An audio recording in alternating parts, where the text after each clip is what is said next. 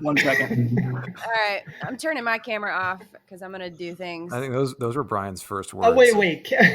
Katie, you're not participating in this? No, I'm just regulating. That's very sad. Okay, I didn't know. I'm sorry. It's all right. I'll jump in through the chat. There's a chat? I don't know. How do you do There's a that? chat here. Yeah, Oh, if we become shambolic and unruly, Katie will yeah. smack us up. David, you don't have access to the chat because we needed to talk about you. Oh, I while see. we're doing this. Perfect. All right, then. Go to hell.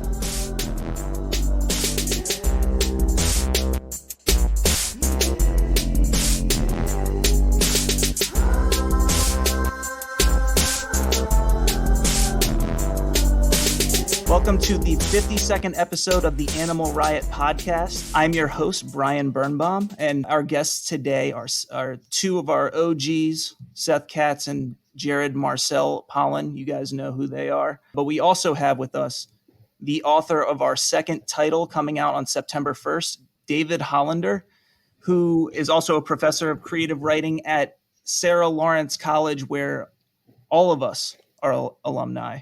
Even David, right? Am I right, David? That is correct, yeah. Okay. Yep. And before we get started, I am going to shamelessly, just absolutely brutally, shamelessly self-promote. I just got a story published in Purple Wall Stories. It's their first issue.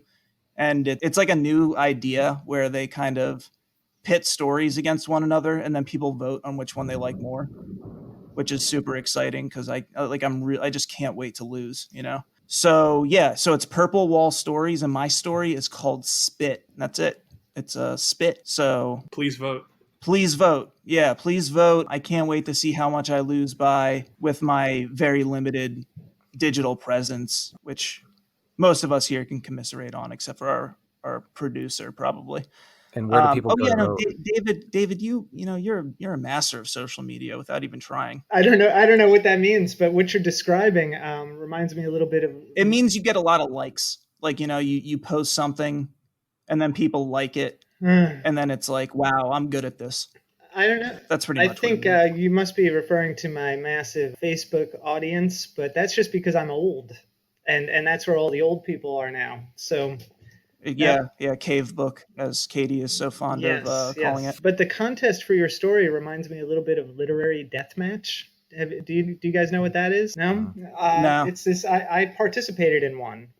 Basically, several readers show up, and there's a panel of judges, sort of American Idol style. And each of these, I think there are 4 readers, and you get matched up in pairs. And so you compete against the person you're paired with. You both read your story out loud. And then the judges sort of make disparaging remarks.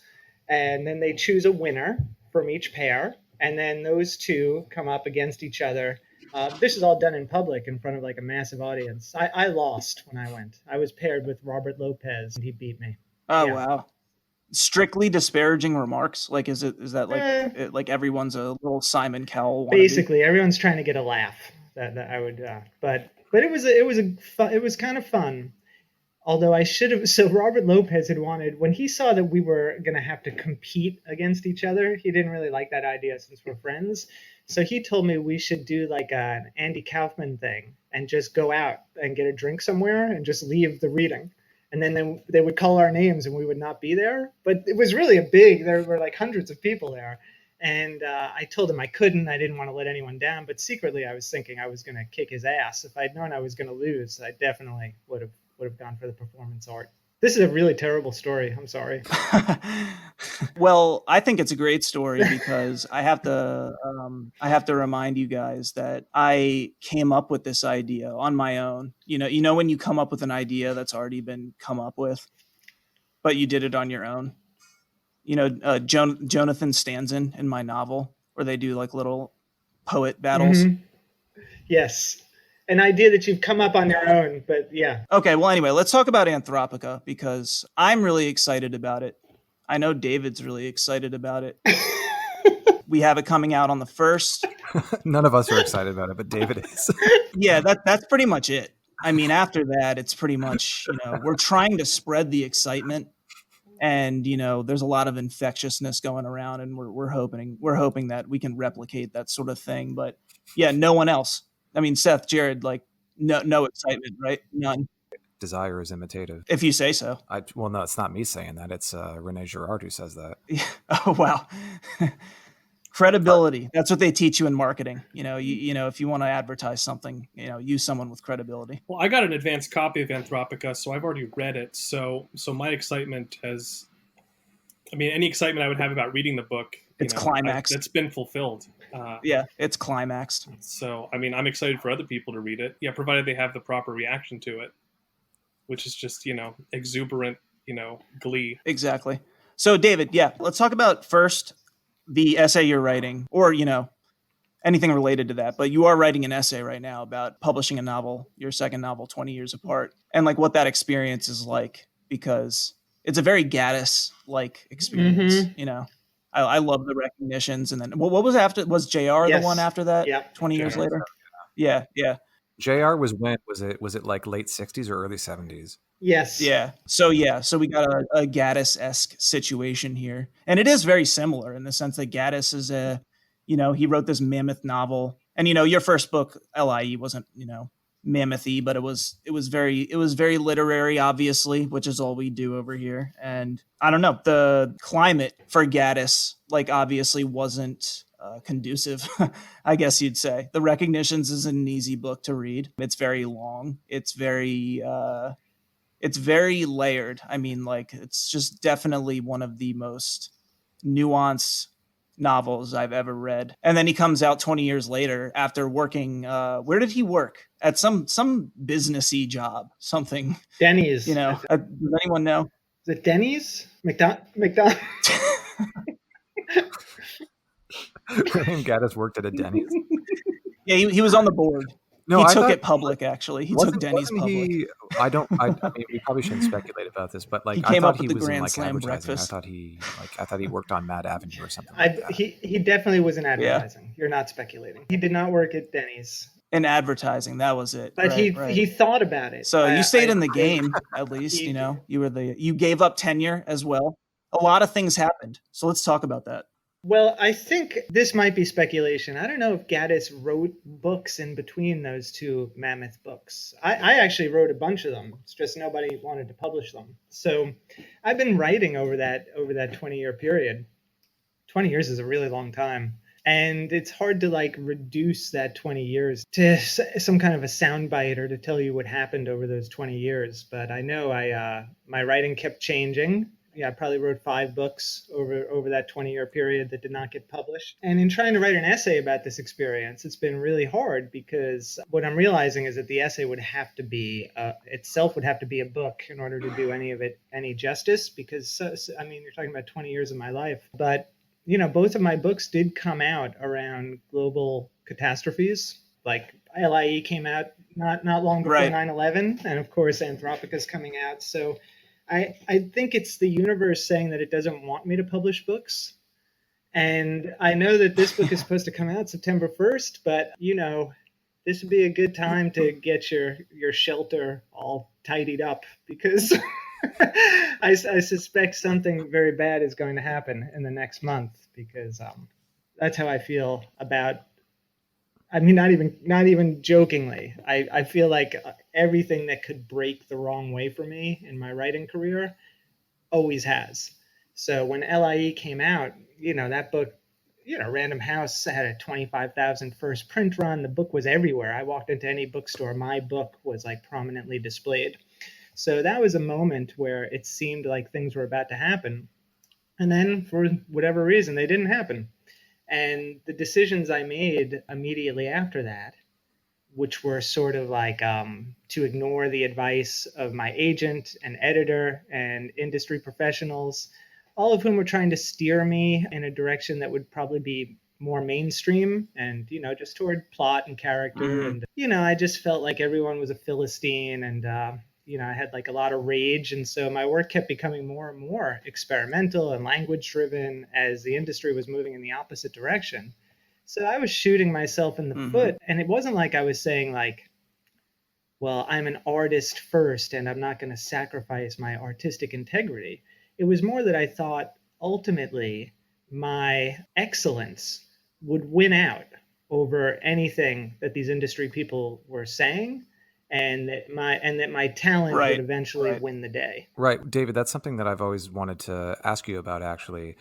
So LIE was published in 2001, right? Yeah. So, as you said, that book was published in a big way, had a big first printing. You went on the road, right, and did like the author tour, and they sent a car to pick you up and, to take you to the studio and take you to the hotel and stuff. So when you turned in your follow-up manuscript to, I'm assuming, probably Random House, what was the reaction like to that second book? Because I think for a lot of people who might be listening to this program, who might be aspiring young writers, they might think like, oh, like as soon as you get a book published, like you're in the door, right? And once you're in the door, like everything's groovy and like you don't have to prove yourself anymore.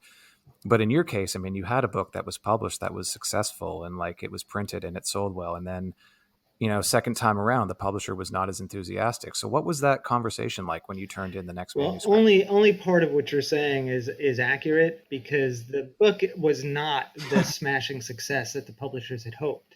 So based on like less than advanced sales to bookstores and libraries and etc. were smaller than Random House had expected. And so that 25,000 first print run got scaled back to 15,000 and then 10,000. My national book tour got scaled back to a New York book tour, ultimately got scaled back to like half a dozen readings out on Long Island to a group of senior citizens to whom I read these like racy passages because I was not going to, change course in any way based on facts on the ground. So I was making a lot of really self-destructive decisions. And by the time I had that second book ready, the writing was kind of on the wall. So Random House had something called right of first refusal. I say that as if it's some like esoteric industry term, right? That Right. sounds very Stalinist. So Yeah. before I was allowed to show the second book to anyone else, Random House had to get a look at it. That was in my contract. But by the time I was showing it to my editor, I think it was pretty clear that they were going to pass on whatever I showed them, unless it was extremely commercial. And what I had written was not. I'm interested in your phrasing, like it was self-destructive, you shot yourself in the foot, like, you went against like what everyone told you to do.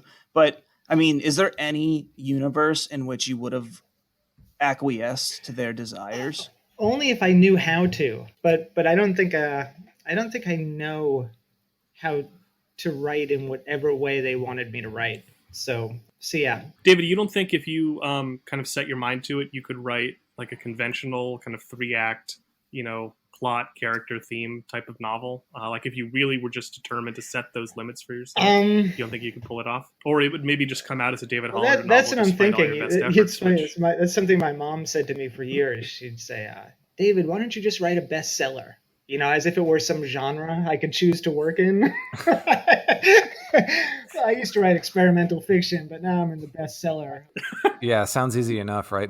People in my family have said the same thing to me as well. They're like, "Are you going to write a bestseller?" And I'm like, "Yep, sure." Right. Like, Yeah, let me.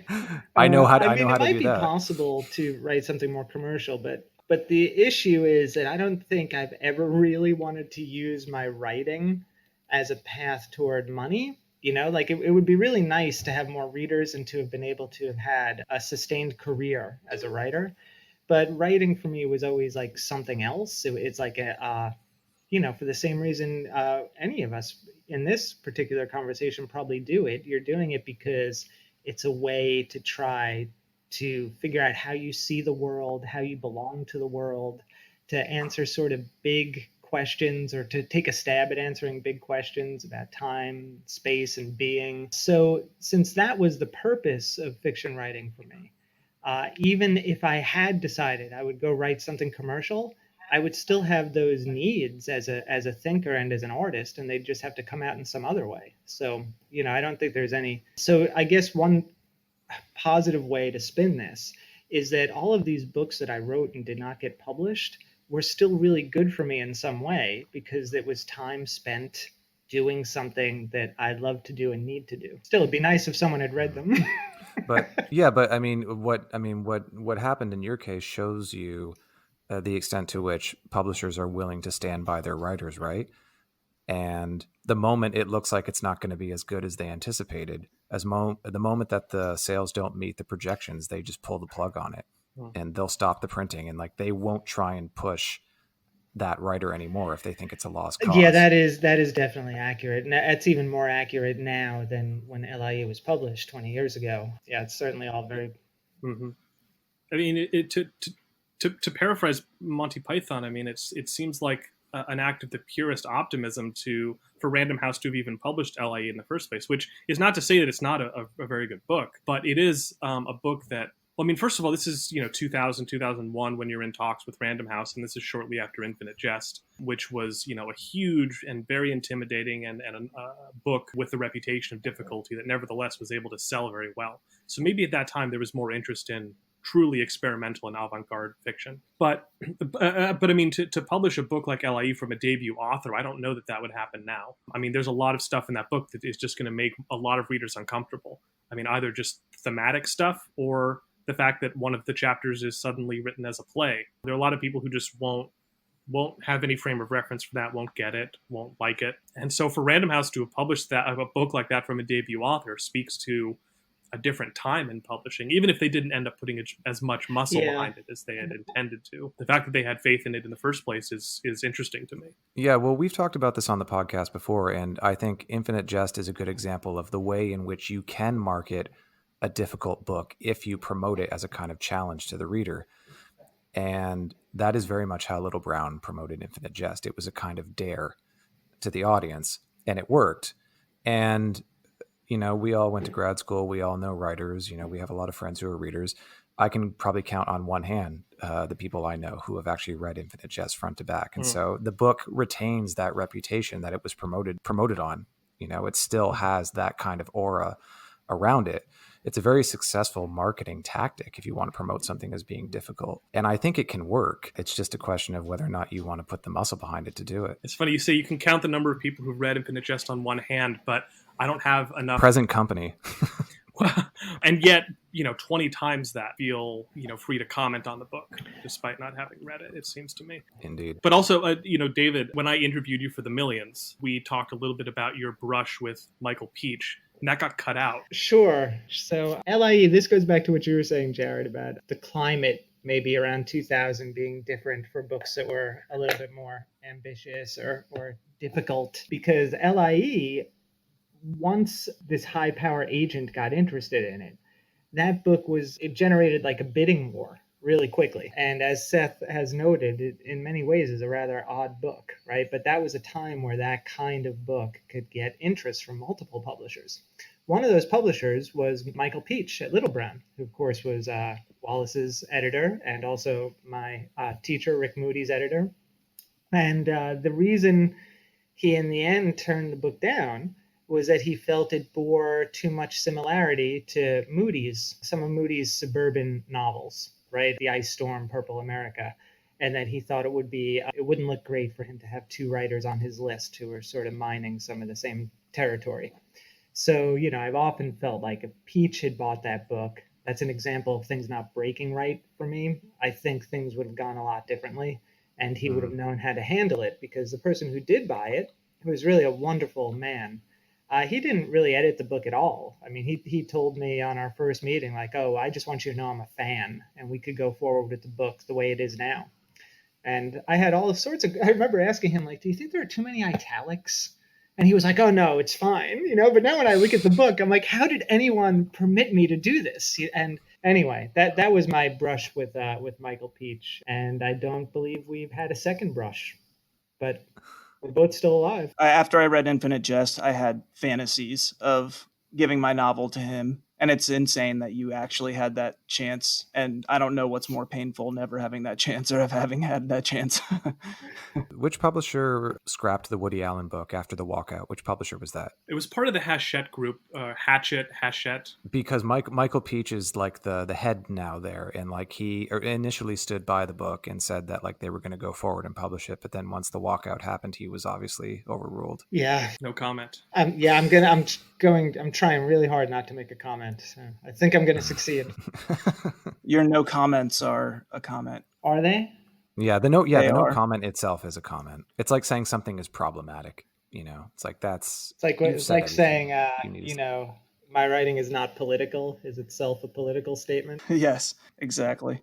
It's like the idea that you can't not be thinking. Oh boy, we're going into like a Wittgensteinian hole here. Yeah, I'm You just, know, Yeah. just thinking about that. I think we're rewriting Wittgenstein's. we're rewriting the Tractatus here. Yeah, David, can you talk about that? Because you published a Tractatus? really nice piece. You published a really nice piece on your blog about Wittgenstein. Would you like to talk about that? Oh, you read that piece? Yeah, it was very nice. I think I was trying to talk about, this goes back to why people get into writing, right? Like why anyone would want to make fiction. And the piece I put on my blog was about how studying Wittgenstein was in some ways launching off point for me for becoming a fiction writer. Because what I learned through Wittgenstein was this idea that most of the things in life that are most important and most intensely felt maybe can't be expressed in words, that language has its limits. And Wittgenstein famously said, language is a form of life. And if a lion could speak, you wouldn't understand it, because the world a lion would need to describe is so drastically different from ours. Its language would develop in accordance with those needs, not our needs. So this idea formed for me the idea of language being a sort of cage that we could not get out of. And the reason I had been studying philosophy was with the hopes of being able to know how to live and understand some sort of objective truth, like truth as known by God or something like that. And with my study of Wittgenstein, that hope came to a close. And that was really a great moment for me because it cured me of wanting something I couldn't have. And yet the desire, right, to get outside of the cage of language remained. And it occurred to me that the only way I ever felt somebody getting close to saying the Wittgensteinian unsayable was through certain kinds of fiction. And so for me, there was like a direct link between the study of Wittgenstein and the sort of pivot I made toward fiction, which I think is an unusual origin story probably for most fiction writers. And I have to say, let me just also say that the way I just synopsized that was pretty expert. I mean, I feel really good about that. Yeah, we'll keep that, and we'll keep what we just said about that. When did that happen exactly? It was 1937. I remember I was having a cup of espresso. I believe it was in Prague. Jared This was was shortly there. after Kristallnacht. No, I guess this would have been in the mid 90s, before grad school, like toward the end of my undergraduate years. So this was a discovery that you made, yeah, sort of in that intellectual ferment at that time. And you weren't sure at that point whether you wanted to study philosophy or pursue fiction, and that kind of settled the case for you. And it also made me look back on so much. I mean, anyone who's studied like the canon of philosophy knows that when you read Hegel or Heidegger is the best example, you just come across a ton of language that doesn't really seem to be written in any human language. And it's like, it's really overheated language, you know? And I was able, after studying Wittgenstein, to look back on some of that and appreciate what some of those philosophers were trying to do, which was to get at something that they perceived as being very difficult to get at in language. But I was also able to see that their project was ultimately futile and that they could not say the thing they were trying to say. And that's why the language gets so crazy and overheated. It's also the reason that only like weird kinds of fiction to me seem to be able to point toward this sort of void that you're not supposed to be able to speak into, because you can't do it in any ordinary way, or you can't. I mean, really great fiction could not be synopsized while you're in line for groceries. Well, one of my favorite Wittgenstein stories is, and let me see if I have this right, but it's one where I think he was approached by maybe a colleague or a student, and he was complaining to him, and he was saying, like, why did people always think in the ancient world that the sun went around the earth? Why did they think that the earth was the center of the universe? And his colleague said something like, well, obviously because it looks like the sun is going around the earth. And Wittgenstein said, like, well, what would it look like if it didn't look like the sun was going around the earth? And like that essential problem of perception, the fact that our perceptions are kind of flawed by their very nature, is something that I think speaks to what you're talking about, David. It's like the very way that we perceive the world is deeply, deeply flawed. And I think if there's any engine that can either take us out of that or could, exploit that, it's language, and that's the world of fiction. It's exploiting everything that is irrational about being human. Yeah, I think that's beautifully said. There's also something for me about trying to recontextualize this anthrocentric way that we move through the world, where we seem to think that the way we're seeing the universe is somehow like the default correct form of perception, but we're as limited as that lion, right? And so I don't know. I like to go and read Carl Sagan's Pale Blue Dot often, because it's like this really beautiful sermon that recontextualizes all of this in a page. And I think we're all taking each other and ourselves extremely seriously, but the fact is we'll be gone before the universe can blink. Yeah, there's a really great passage.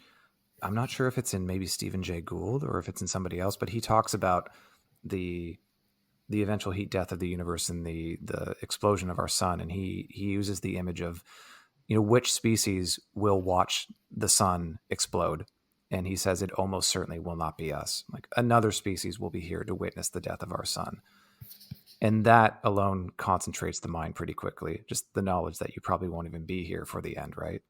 Does that kind of encapsulate what the friction between the way today's publishing world is going and basically what we're aiming for? It's like we're trying to reconcile some middle ground where this is what we're talking about, like the ultimate scope of things, and yet it's essentially against the grain of what you just said, David. It's like none of in relative terms, like none of this matters. So how do you reconcile plot and character with those ideas? And so I guess what goes through your mind, like when you were writing Anthropica, that's essentially, I see that as a sort of reconciliation. What's the feeling behind the cabal of humans that kind of want to end the species? Like, does that come from the irrelevance? Does that come from some subliminal anger or something, or Yeah, no, I think I understand the kind of thing you're asking. When I spoke with Seth for the Millions, I talked a little bit about this toggle, where I feel like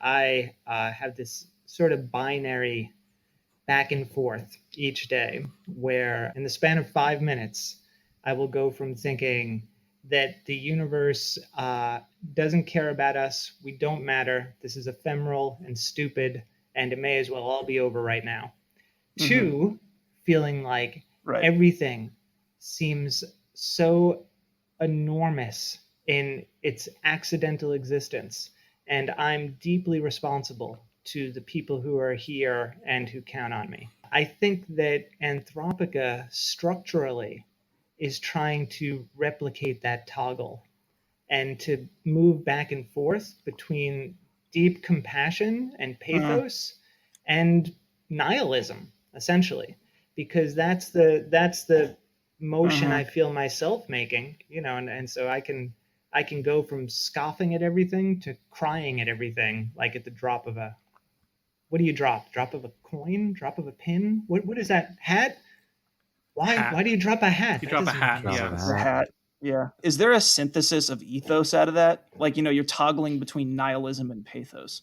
Is there any ordered, is there any structure? Like that Anthropica kind of it is like, what do you think of democracy? Okay. Like, does it matter to you? It matters to me when the toggle switch is in one of its two positions. Is that an answer? I see. Yeah. Which the obvious one. Yeah. Right. Got it. The experience of reading the book for me was that, I don't think it's any spoiler to say that, at a certain point as you're reading the novel, you come to understand, as a reader, that, within the scope of this narrative, the world is going to come to an end. There are chapters that are clearly taking place after the destruction and obliteration of Earth. And yet, when we, because the novel is achronological in that way. So, when we go back to some of these, sections that deal with the kind of quotidian foibles of the characters, I don't feel encouraged by the author to make light of them or to think of them as trivial or meaningless, even though I know that everything is going to come to an end very soon within the scope of the narrative. And I think if there is any kind of synthesis, which I don't know if there is, but it's in the I think it would lie in the ability that, at least that I had as a reader, to stay invested in the day-to-day desires and conflicts that these characters are facing, in spite of this very grand scope that the story is going to have. Well, maybe David, you can tell us a little bit about like where the title of the novel comes from and what the Anthropica theory is, or the anthropic principle. Right inside of the book, the natural resource scientist Stuart Dreggs has discovered that if his calculations are correct, human beings are exhausting all of the Earth's resources every 8 days, so that none of this is actually possible. And so he comes up with this theory, which is the Anthropica theory or principle, which is that everything is only here because we want it to be, and that human desire, in fact, is creating and sustaining the universe, and there's nothing outside of it. And that ends up being like it's a plot point in the book, because if Laszlo Katastrofa, who is the character who would like to bring about the end of human life, he cannot be successful if the Anthropica principle is true, because there would be no way to end something if the something is everything. So that is where the title comes from. But I was thinking of other uses of anthropic or anthropomorphic, just as like human centered. And now it's time for an Animal Riot ad break. But don't worry, we're not about to interrupt this episode with plugs for weird muscle milk drinks or promos for grammar correcting apps. Instead, we're going to take 30 seconds to anti-promote our upcoming novel, Anthropica by David Hollander. Here's what critics are already saying about the book. The Manhattan Book Review writes, I didn't appreciate the continuous use of foul language and sexual dialogue included in nearly every character's story. And here's one from the always reliable Goodreads platform. One Goodreads reviewer says, this book was very weird to me, and I have to say that I didn't understand any of it. I would really love to have enjoyed this one, but it was just so off the wall. In the end, it just wasn't for me at all. Anthropica will be released upon the world on September 1st, 2020.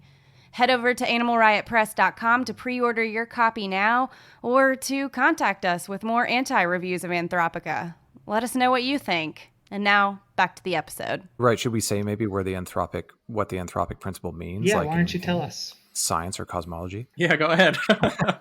Well, as I understand it in cosmology, the anthropic principle is basically this idea that everything as we understand it in the universe, the laws of physics, the essential forces of the universe, the expansion of space, the length of the universe, all of these things are only understandable to us because we couldn't live in a universe where they would not be understandable, right? Like the only reason why we understand the world in which we live is because the world is hospitable enough for us to live in it and therefore understand it as we do. So it is kind of Wittgensteinian in that way. It is kind of a closed loop because it couldn't look any differently to us. But it's entirely possible that there are other universes out there that are completely inhospitable to any form of life that could understand it. So yeah, it's possible that the only reason that we have the reality that we do is because it's been, right. So it's another like sort of closed or a tautological system, which is certainly what the world of my book is supposed to be like. It's a closed system, and that those ideas have always. Even when I was a kid, ideas like that really thrilled and terrified me. And as did the idea that there was enough stuff to sustain our rates of consumption. Like I remember asking my dad as a little kid, like, how far do the roads go? He was like, oh, well, some of them go across the whole country. And I was like, really? And I was like, what? Right. Where do the ducks go? Just watching the truck come around to fill up everybody's heating oil during the winter, right? And just watching him dump all this oil into all these houses in my, throughout my neighborhood. But then there were hundreds of thousands of neighborhoods just like mine, millions. And just thinking about the usage, right? That like, how could there still be oil in the earth? right? At this, and that always, even now, it seems unlikely to me that there really is enough for us to keep doing this. I mean, you can circle the planet in a swift flying jet in a matter of hours. So how can it contain all this stuff? It's ridiculous. I think that's why the Anthropica principle of your character Stuart, or the Anthropica theory of your character Stuart Dreggs, is such a brilliant sci-fi conceit, because it makes literal something that most people, a kind of a very common assumption that people have without really thinking about it or questioning it. I mean, I think people are certainly more. Is that the dinner bell? Yeah. I think I think Thanks, Yeah. Pavlov. I think people are more environmentally conscious now than they ever have been. But still, I think there is something to this idea that humans are central to the Earth's existence, and that everything that's here is here for our benefit. And you just kind of you don't really turn it on its head as much as just make it completely literal in the book. And that's what makes it such a smart science fiction conceit, that is taking something that we are all probably thinking about, or that we all kind of assume on some unconscious level, but then Yeah. sort of takes it to Well, this very I extreme think, kind of, place. The proper response to that is thank you. Thank you, Seth. I also think You're there's welcome, something David. really I enjoyed the funny, book. almost in a perverse way, to imagine a universe that is opposite the universe I see, in which human beings are just this infinitesimal blink in the dark, right? And instead to imagine a universe in which actually this is all there is, which is, to me more tragic or tragicomic than, it's just a really funny idea to me. It's kind of like the absurdity of the ontological question. Like, if you could imagine a perfect universe, what would it be like? But it's like, it's hard enough to imagine a universe in which things are exactly as they are. Right, Like, imagine a I universe mean, I that just is feel exactly so this. bewildered all the time. I can barely report back to people what I think the world is like. How could I possibly imagine a different one? Yeah, exactly. I was just, I've been thinking as we've been talking for the last 15 minutes or so that, I can imagine some listeners wondering how this relates to fiction at all. And, maybe not, the very refined, listeners of the Animal Riot podcast, but, but let's say, as Virginia Woolf called it, the common reader, who, as we were saying off the air a little bit, It's a very British way to say idiots. Yeah.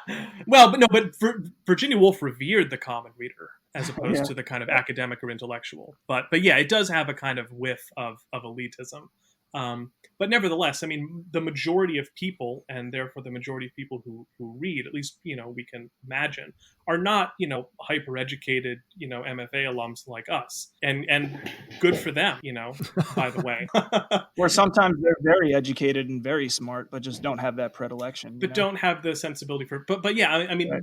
A lot of people turn to fiction looking for, and by fiction I'm including, films or even plays, and people turn to narrative works of art for some kind of entertainment, for, just a way to pass the time, for escapism at times, which I don't really get personally. I don't really feel any kind of escape when I'm reading a book or watching a movie. But I guess it seems like all of us have a different kind of approach to fiction, or have gotten different kinds of things out of reading fiction than just mere kind of than it just being a mere pastime. And I mean, just to kind of draw on the ideas of David Hollander here, I mean, you've titled one of your classes The Enemies of Fiction, which is based on the John Hawkes idea that the enemies of fiction are plot, character, setting, and theme. And you also structure your workshop with a series of sections. I mean, you'll have or units.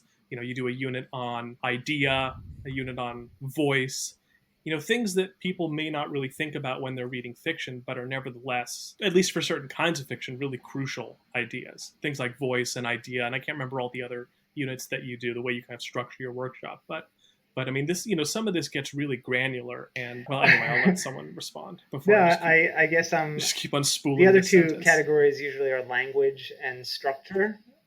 But I think you're right that most people listening to this would wonder whether or not we were talking about fiction as they perceive it.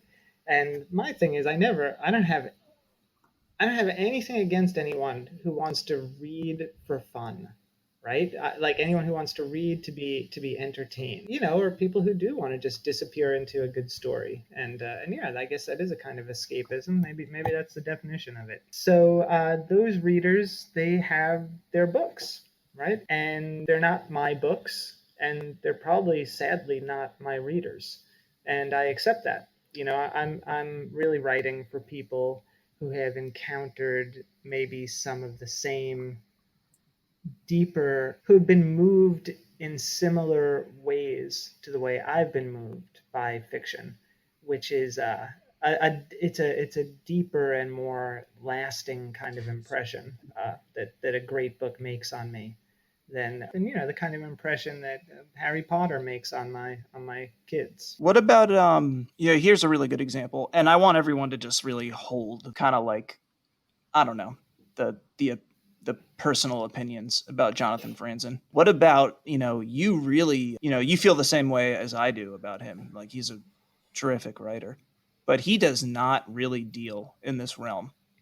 He really does. Like, his books are in a way very entertaining. I might even call them upmarket, for whatever the fuck that's worth. But I mean, like, how does he leave a lasting impact with you? I mean, it's just his language, but I mean, it's totally steeped in this, in the earth and humans being the end all be all, Right. And we should say this in context of Franzen's essay too, where he talks about, what is it, contract writers and right. Mr. Difficult. Yeah, that's the essay about Gaddis, Mr. Difficult. Yeah. Which I contend is a really good essay. It's just, whether I agree with it is another. Well, maybe just for context, maybe we should say that in that essay, Franzen talks about, like, there are two types of books. One book is like a contract book where, like, there's a good faith relationship with the reader, where you are going to be kind to them and you're going to guide them along and you're going to entertain them.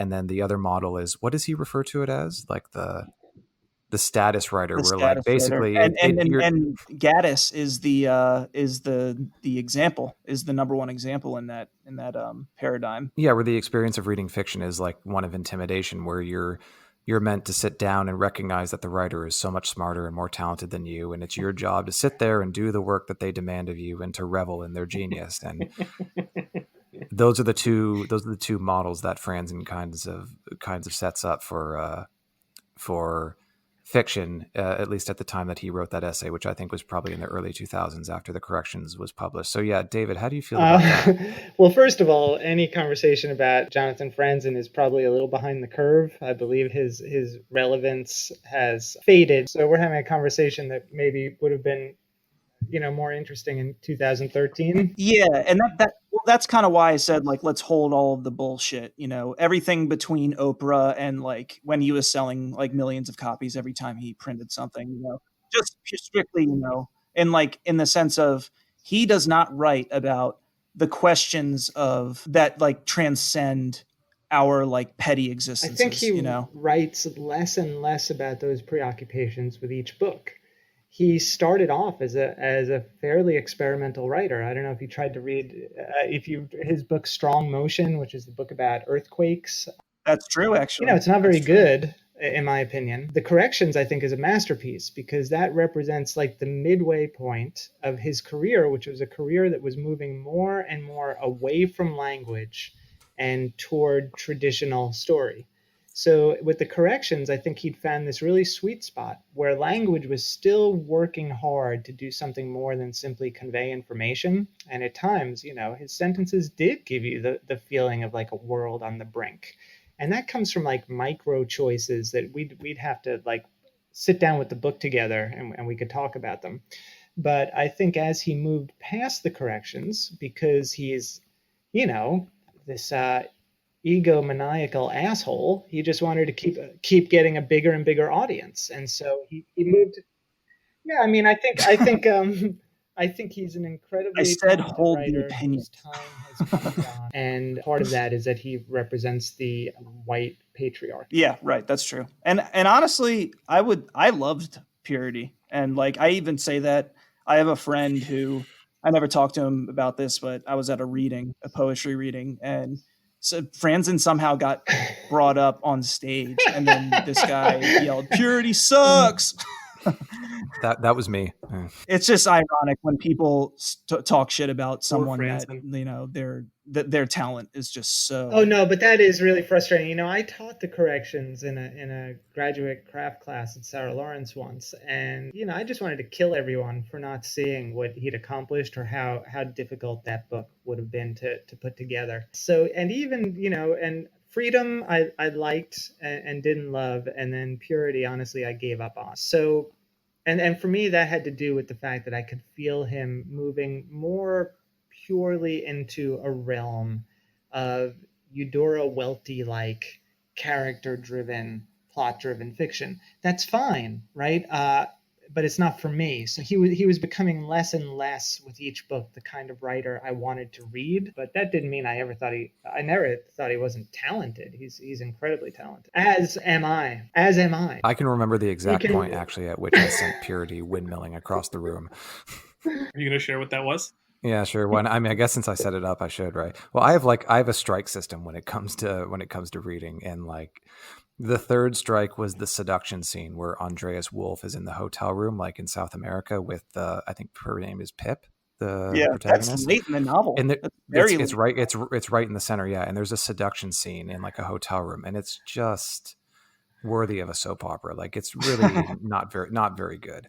And that was it for me. But yeah, we should use this as a transition to talk about, you know, speaking of kind of the levels of, like, you know, where we at our, you know, if we take one end of Jonathan Franzen's career. It's so funny. I was thinking about that when Jared was just speaking. We were going to talk about European fiction versus American fiction. Well, so, I mean, do I need to make an introduction, or David, do you have thoughts already? Can you summarize? Can you anticipate what I'm... No. The reason I was thinking about it was I was thinking about Jared's strike system, which he also employed when I recommended Michel Houellebecq's The Elementary Particles to him, which he actually, Jared, you actually sent me the sentence that was the end of the book for you.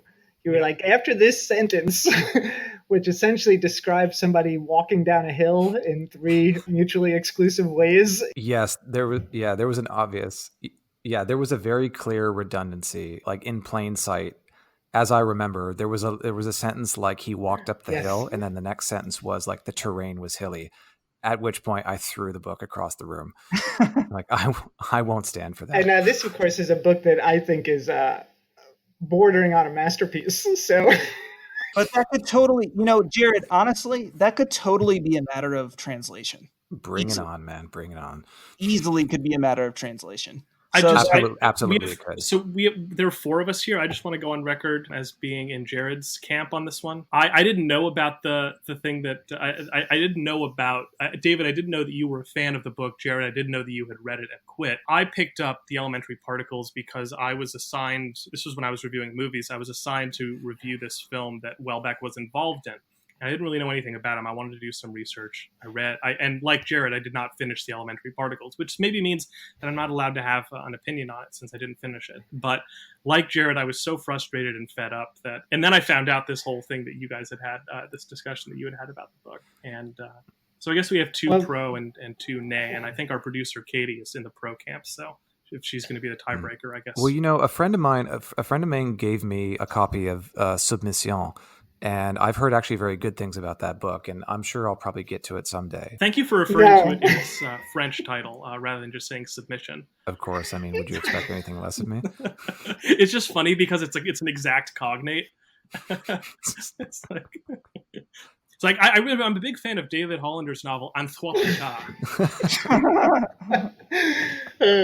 Well, I read a number of his novels and really enjoyed them. Houellebecq. And for me, it's just something about his thesis, which is something like, as long as human beings reproduce sexually, we will be miserable.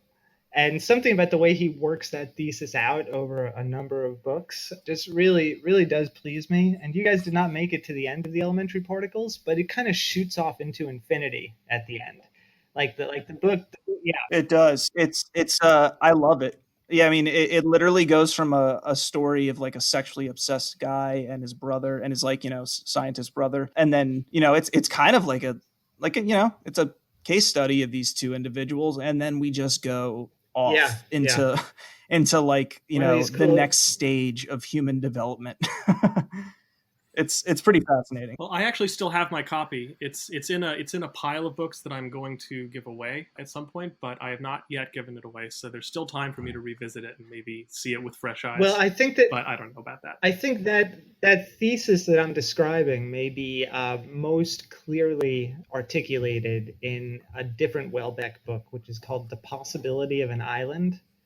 I don't think it's as good as the Elementary Particles, but something about what he's doing is clearer more quickly. So I recommend that one as well. Well, this might be a good point to talk about the differences between the European novel and the American novel, but keeping the focus on David, of course, since he's our star today. David demands the spotlight. He hogs Yeah. it at every opportunity. Yeah, our listeners can't see right now, but David is full Hollywood. He's got his sunglasses on as we're doing this podcast. Your influences, David, because I don't think we've never really talked about your influences. I mean, would you say that you are equally influenced by the European novel than the American novel, or perhaps more so? Because I would say, in your case, I think probably if I recognize influences in your style, I'd say probably you're more indebted to the Well, European I tradition do than the read American one. a lot of non-American fiction, but probably my biggest influences are like the American postmodernists. So I don't know if it's true that like European fiction has had this enormous influence on my writing, but I have found that it's easier for ambitious, non-conforming, subversive books to get published elsewhere, especially now. And probably the writer who's had the biggest influence on me in the last decade is the Hungarian Laszlo Krasznahorkai. I was about to challenge you right there that honestly, he might be the most similar to you. I don't know if you'd argue with that, but No, I would agree with that. In fact, the reason the arguable protagonist of Anthropica is named Laszlo is an homage, because with LIE, the protagonist was named Harlan, also an homage to Harlan Ellison. So you know, Krasznahorkai, and there's another Hungarian writer, Attila Bardis, who has been kind of an influence on me. It has, in those two cases, just to do with like language and sentence writing and this kind of like effusive outpouring of language that reminds me in some ways of Wallace, but it's a more extreme version. I just finished reading this novella by Krasznahorkai called The Last Wolf, which is a 90-page book that is one sentence long. So something about that and the way it matches for me the frenetic nature of consciousness is very, very pleasing.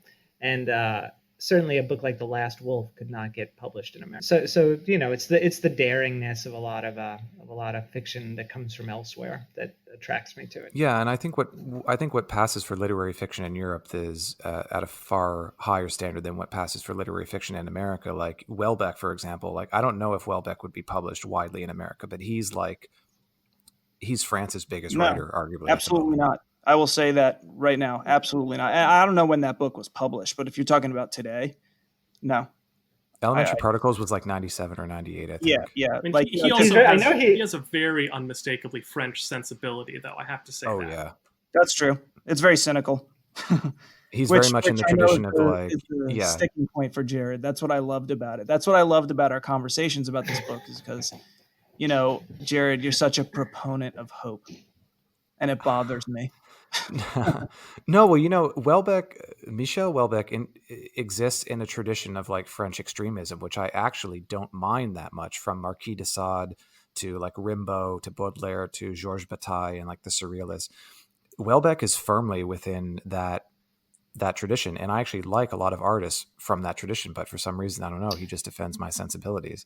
And it's not because I'm like interminably hopeful, as you describe it, Brian. I don't think that's accurate at all, actually. Maybe it's because you're a prude. I take great offense to that description. I'm just razzing you. Yeah. Yeah, Probably. yeah, that's true. A I prude won't who dis- enjoys I- Bataille and de Sade. But Yeah, don't I won't they dissent from also that. hate? Don't they hate him in France too? True. It's a very like they love him, they sex-obsessed hate book. him. He's very controversial. That's another reason it wouldn't be published today. it's fixated on the. Yeah, That would make sense. I think he's kind of like Franzen in France. Like he's the person everybody loves to hate. Interesting. But he's also willfully provocative. I mean, a lot of people hate him because of statements he's made or themes that they've intuited from his books. I mean, I don't you know, he's believe not I like don't a- believe yeah, I he's- would he's want to have a certainly beer not with a him. vanilla kind of, you know, upmarket kind of writer. Now, that film that I had to review, it was a very strange. We're just kind of zeroing in on Welbeck right now for some reason, but if you want to check it out, it was called the Kidnapping of Michel Welbeck, and it was sort of done as almost like as a Curb Your Enthusiasm kind of thing, where it's filmed like a pseudo documentary where Welbeck is playing a version of himself. And I mean, and basically the premise is that he's kidnapped, and this is sort of recounting this period when he was completely absent from the public eye. I mean, he just completely disappeared. And this film is like, well, this is what really happened. So the premise is that he's kidnapped, and and the whole film is so there's very little plot. It's mostly just him sitting around annoying the people who kidnapped him. Like he's constantly asking for cigarettes and asking for a light. I love that. And it seems like they regret kidnapping him at a certain point because he's just so irritating. And so Yeah, probably I better kind than of got anything else he's ever written. yeah, I mean, it wasn't a great film. I kind of got a kick out of it, though, just as a kind of, almost as a cringe comedy. But definitely not the kind of guy you'd want to have a beer with, as one of you just said. Yeah, there's a story by A.M. Holmes, an old story. I forget what it's called. Sarah Lawrence graduate. Yes, yeah, it's called something like "Go Home, Johnny." It was in the Safety of Objects, but anyway, it's about a man who abducts this kid, and then he finds the kid like so tedious that he eventually brings him back, and that's the whole story. I always really enjoyed that one. Yeah, she's an interesting writer for sure. Yeah, she takes some chances, you know. So I appreciate that about her.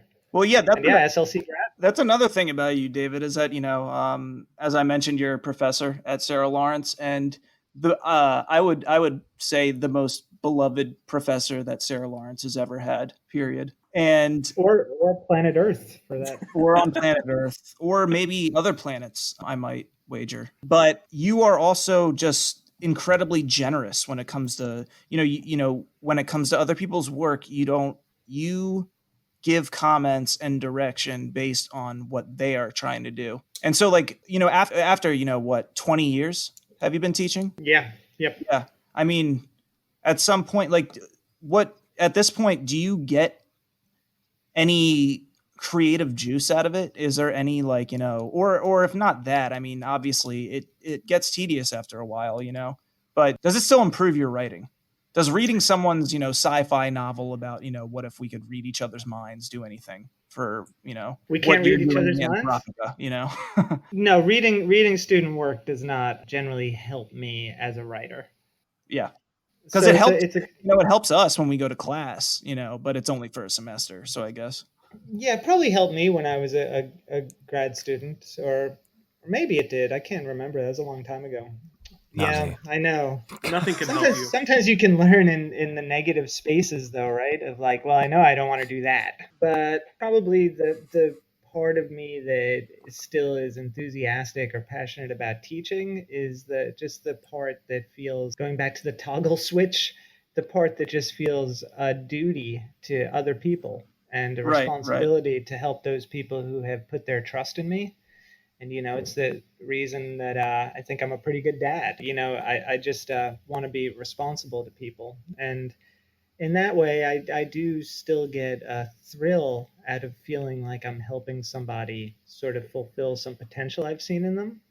But it's separate from, in a lot of ways, it's separate from my own writing. It feels like a different thing. So I don't know though, David. I saw one of your kids walk in the room earlier, and you totally ignored them. So Yeah, that was Percy. I'm not sure. They maybe they know that I often hold Zoom classes, and they probably expected that I would do what I usually do, which is introduce them to my class.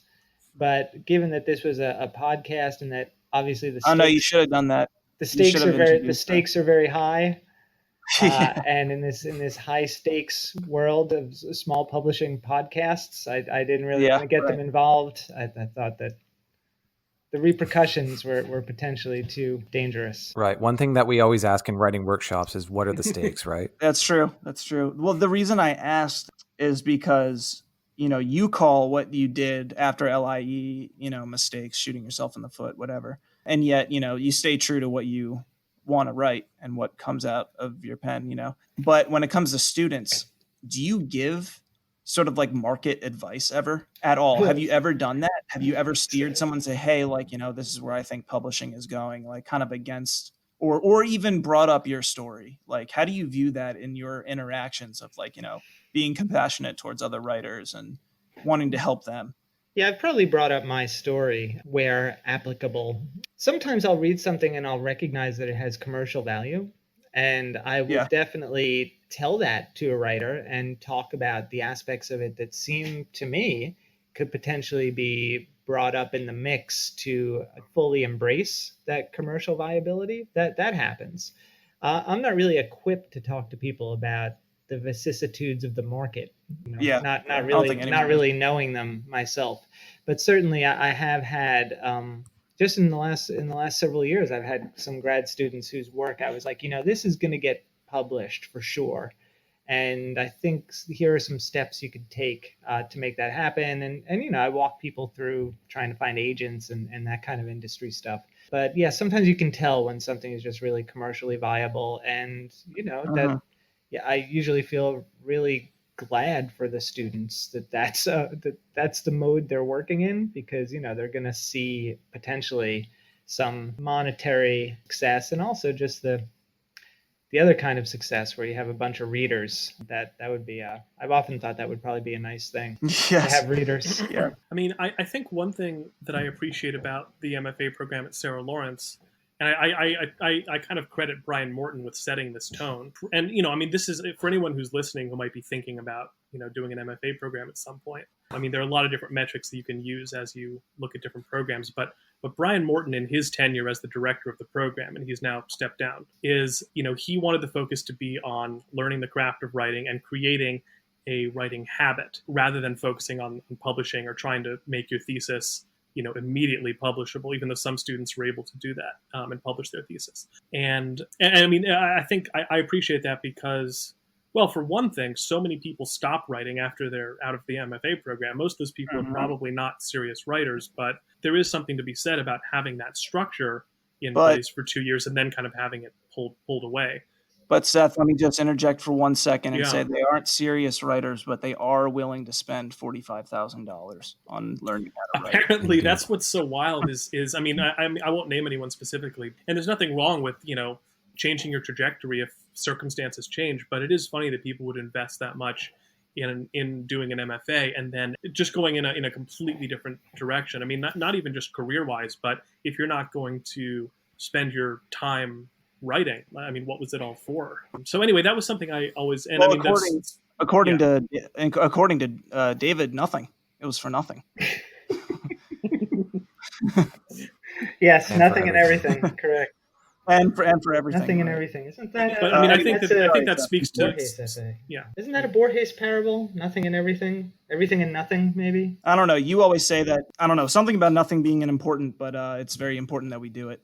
Well, that's the Bhagavad Gita. Yeah, right? But that's the toggle also, right? That sentence. That to me, can you say it, because I know you have it. But that everything to me you do is completely meaningless, but it is very important that you do it. That's it for me. I mean, that I think everyone should be able to hear that. And yeah, that kind of actually maybe I should just stop writing books and just like keep scrawl that everywhere I go. Bring a can of spray paint with me. I'm done writing books anyway. I'd like to do something else now. I'm thinking maybe could get really good at paintball. I think I could be really good at that. Get really good at winning the lottery. That's my next goal. Yeah, I don't think that doesn't sound like something I can control as much as I could control my performance on the paintball grid. Is it a grid? Where do you play like field maybe? Field, yes. A compound. The field. A moderately dangerous game. Yes. The exact amount of danger I'm looking for. Moderate danger. Yeah, a palatable amount of danger. So I have a copy here in front of me of The Art of the Novel by Milan Kundera, which actually came recommended to me by Brian Morton many years ago. Shout out to Brian Morton. And the last piece in this collection is Kundera's speech for the Jerusalem Prize, which I believe he received in the 80s. And he talks about the history of the European novel in it. And he also talks about the differences between the European novel and the American novel. And one thing that he says is that the American novel, with a few exceptions, has always been quite phobic of ideas. And the European novel has always been very idea driven, but the American novel hasn't. And I'm not entirely sure what drives the American novel, but it's proven far more innovative, I think, at least in the last century, than the European novel has. So I wonder, maybe, David, if you can think out loud about that and just tell me what you think. Well, the moment you mentioned the European novel being more open to ideas or concept, I probably right away thought of a book I mentioned when Seth and I were talking for the Millions, which is Julio Cortázar's Hopscotch, which is a book in which, people are having really intense philosophical conversations all the time about the nature of life and the world, in a way that I don't think you really could have in an American novel. But it also seems to me like the American novel has been able to reinvent itself sort of over and over. So there really is, probably when I think about the great American novel, I think about, sprawling tales in which a character is moving through the world in an attempt to understand something about the meaning of life, right? And that's usually dramatized through scene units in a way that is not particularly, I want to say not particularly innovative, but that's not necessarily true or what I want to say. But there's something about the way an American novel tends to behave well that European novels don't seem to do. They don't behave. They don't follow rules or strictures the way American novels do. Here in MFA programs, for instance, we talk a ton about point of view, right?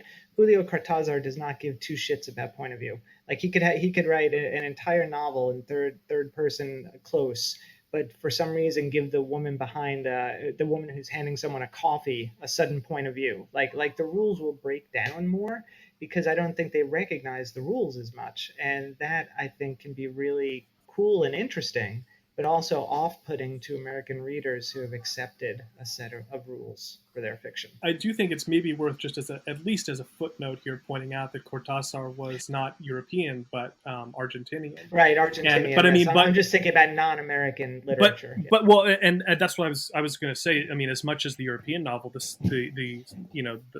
if we want to be lump very broadly and say the South American novel, there's quite a tradition of experimental writing there as well. Besides Cortázar, you have Borges, you have his Marquez, Bolaño. Right. Well, also Borges' close friend, Adolfo Bioy Casares, who I in some ways prefer. Yeah, although of course, Jared was talking about Kundera, right? Definitely like a writer of ideas. Camus, right? Very, very idea driven. His stuff is taught more in philosophy courses than in fiction courses. Yeah, well, in the essay in the Jerusalem Address, Kundera talks about how the European novel at its origins was very playful, and it was very, I guess, what we say now is postmodern. You think of what the very Cervantes. You think about what the very first novels were. You have Cervantes, or you have like Tristram Shandy, or you have like Jacques Le Fataliste, or like Candide. These very early novels that are absolutely absurd and playful and have tons of games stashed in them and like follow no set of rules whatsoever. We think of that stuff as being postmodern, but like that's actually the birth of the novel. That's how it originated. And then Kundera talks about how like in the 19th century, the novel became engaged with the society and was very invested in like, that's where the social novel comes from, the individual's relationship to the greater society. And then he talks about how in the 20th century, the novel became heavily invested in ideas and philosophy, and how that investment actually sucked a lot of the fun out of the European novel in the 20th century. And I think a lot of people who have even just grazed the surface of European literature in the 20th century would probably agree that a lot of it is not very fun and is very cold and desiccated. And so I think there's truth to that. And, Kafka famously said that, ideas are a cage when it comes to writing. And I think the European literature in the 20th century dramatizes that quite well. Well, I'm glad you brought up Tristram Shandy, actually, because you're right. It's either an 18th century or 19th century novel, and I would appreciate the editor just sort of cutting it so that I say the right one. 18th century novel, 19th Yeah, century Tristram Shandy, novel. I think, is 18th century. Yeah. So anyway, I mean, it's ridiculous that I can't remember which century it was published in, but the point is, well, a few things. One, that very much is a novel of ideas, actually, and I mean, there are sections that are incomprehensible if you haven't read John Locke, because he's doing a very direct parody of Locke. Yeah, but he's taking the piss out of him, though. He's not really. Yes, it is a satire, but I mean, as far as kind of this, I mean, anyone who reads Tristram Shandy now will immediately recognize it as being a postmodern novel avant la lettre. I mean, it's this is a postmodern. I mean, it has so many of the tropes that we associate with postmodernism. But one of my favorites is there's a part in the book where he says he's going to like draw a line to represent kind of the trajectory of the book, and the line is just a complete squiggle, like going off in every direction. And it's one of the funniest little gags in that book. But that book is full of gags and jokes, you know, both high and low comedy, and it has a very postmodern premise of, you know, this.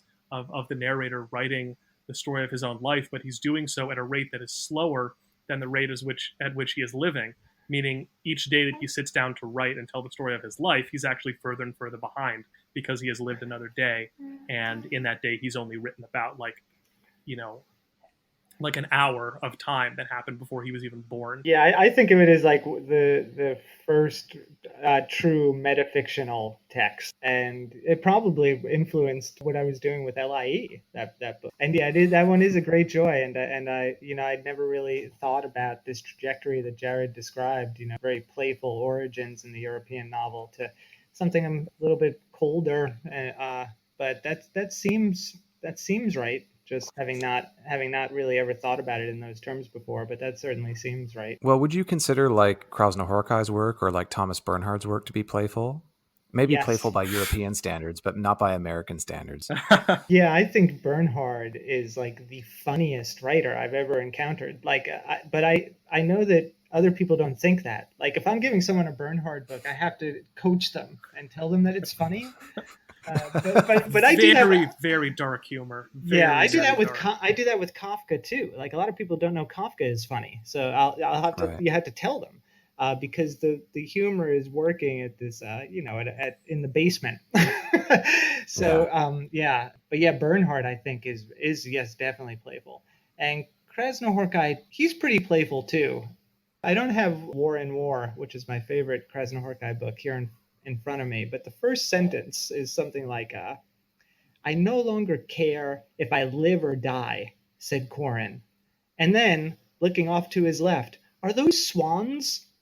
And to me, that's like so playful and funny, and represents the toggle I was talking about before, Yeah, right? yeah. And so that's what I feel in Krasznahorkai's work. It is a great first sentence. It makes me really happy, that sentence, and it has the energy of the whole book inside of it. Yeah, it's just so unfortunate that that's like, you know, I can imagine an American editor at like a big 5 publishing house getting that, and just it's like it's automatically done right after that. I mean, it's just so unfortunate because that's just such a like, and it's not that people wouldn't find that delightful, you know. It's the reason I keep bringing up Sergio de la Pava's work over and over again is because it's such a good example of how wrong they have it. And how desperate they are to save themselves that they just blind themselves to, like, you know, taking any sort of chance. Yeah, that's unfortunate. I mean, because that's so funny. It's like I would read that book. You've already sold me on it. You know, Yeah, the publishing industry is stranded at sea, and they're drinking the seawater, yes, not knowing that it's that's a killing them. very good way to put it. Very good way. Yeah, I'm a writer, Brian. Yeah, did you just come up with that off the top of your head? Or Did you know that I'm a writer? storing that? No, Right now that's you're just a extempore, man. I'm dropping pearls. Like, you know how easy this is? I know you're like 4 glasses in of It's like wine there. Just still Goodwill. coming out with. That's a Goodwill Hunting reference, I believe, isn't it? Do you know how What's Do you that? know how easy this stuff is for me? Do you know that film with Matt Damon? Oh yeah, that's right. When he's arguing with Stellan Yeah. Skarsgård, he's like, you know how easy this The is. guy's for like me?" crying Yeah, on the floor. Yeah. All right, I think I'm gonna wrap it up. How do you guys feel? I feel good about that. Yeah. Now Seth made me feel bad that I did not parent well when my child came into the room. So I'm feeling. I was teasing. I'm feeling like Your kids adore you. I should go back and go, you know, play Legos or something. You guys want to come over? You guys all want to come over and play Legos with us? I love Legos. We play this. Katie and I built a friend's diorama. Love the I guess love you I the call was it. there friend when you sets. started Yeah, that. those are fun. That's right. That's right. Okay, that's it for today's episode. If you like what you heard, please subscribe and review on whichever platform you're listening. You can get in touch with us on Twitter, Facebook, and Instagram at Animal Riot Press or through our website, animalriotpress.com. This has been the 52nd episode of the Animal Riot podcast with your host, Brian Birnbaum, and featuring David Hollander, whose novel Anthropica is coming out with Animal Riot on September 1st, which is in just under a month. So look out for that. Transcripts. And featuring Seth Katz and Jared Marcel. No, let's do that. You got to do that again. I So gotta do that third again. time. If you could make Seth and Jared seem even less important, that would be good. Yeah, So- right. Yeah. Introduce us first, and then introduce David last, so you can say the thing about the book. Yeah. I can just start with and you. And Could you Seth. do the whole thing in Piglat? I'll do my best. And Seth Katz, as well as Jared Marcel Pollen. You like that, Jared? Does that Indeed, I do. satisfy you? Okay. Can't Shut leave up. out that. Yeah. Can't leave out Shut the up. Marcel. Shut up. That sounded good. That was Shut up. crisp. Shut up. Transcripts for our deaf and hard of hearing animals are provided by Jonathan Kay, and we're produced by Katie Rainey. See you later, you filthy animals. All right. Well, I made that as difficult as possible for Katie.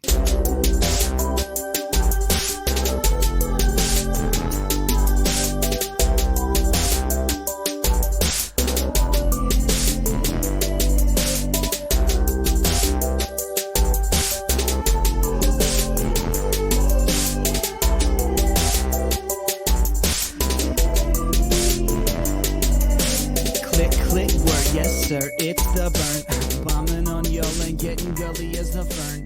I don't know much about